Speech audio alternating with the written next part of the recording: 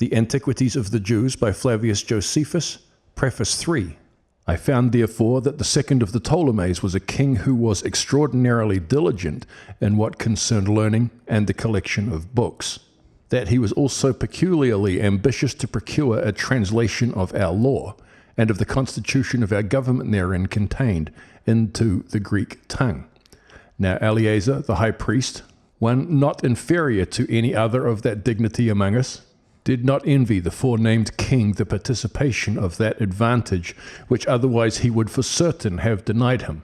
but that he knew the custom of our nation was to hinder nothing of what we esteemed ourselves from being communicated to others. Accordingly, I thought it became me both to imitate the generosity of our high priest, and to suppose there might even now be many lovers of learning like the king.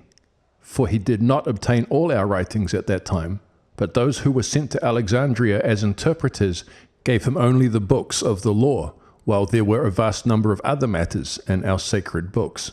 They indeed contain in them a history of 5,000 years, in which happened many strange incidents, many chances of war, and great actions of the commanders, and mutations of the form of our government.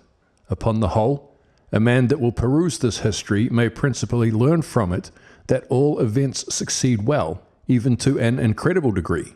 and the reward of felicity is proposed by God, but then it is to those that follow his will and do not venture to break his excellent laws, and that so far as men anyway apostatize from the accurate observation of them, what was practicable before becomes impracticable, and whatsoever they set about as a good thing is converted into incurable calamity.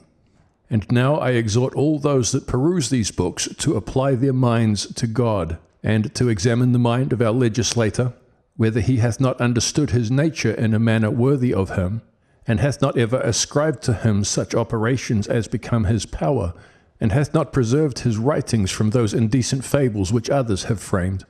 although,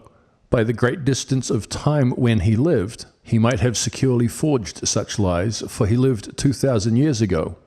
at which vast distance of ages the poets themselves have not been so hardy as to fix even the generations of their gods, much less the actions of their men or their own laws. As I proceed, therefore, I shall accurately describe what is contained in our records, in the order of time that belongs to them, for I have already promised so to do throughout this undertaking, and this without adding anything to what is therein contained, or taking away anything therefrom.